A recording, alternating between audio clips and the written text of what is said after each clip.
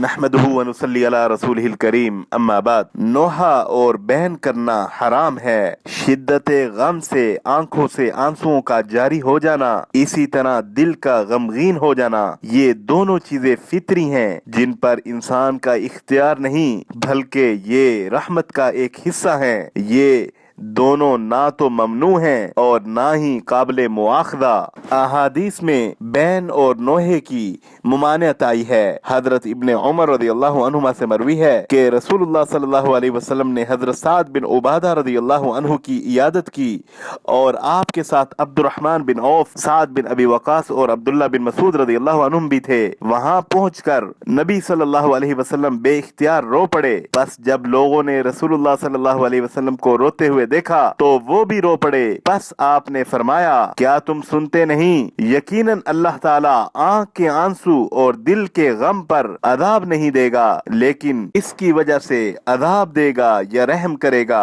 اور اپنی زبان کی طرف اشارہ فرمایا۔ اسے بخاری و مسلم نے روایت کیا۔ حضرت اسامہ بن زید رضی اللہ عنہما سے روایت ہے کہ رسول اللہ صلی اللہ علیہ وسلم کی طرف ان کے نواسے کو اٹھا کر لایا گیا جو قریب المرگ تھا۔ بس رسول اللہ صلی اللہ علیہ وسلم کے آنکھوں سے آنسو جاری ہو گئے تو حضرت سعد رضی اللہ عنہ نے آپ سے کہا، یا رسول اللہ یہ کیا ماجرا ہے؟ تو آپ صلی اللہ علیہ وسلم نے فرمایا، یہ رحمت ہے جو اللہ نے اپنے بندوں کے دلوں میں رکھی ہے، اور اللہ تعالیٰ اپنے رحم دل بندوں پر ہی رحمت فرماتا ہے۔ اسے بخاری و مسلم نے روایت کیا۔ وصلی اللہ علی النبی الکریم۔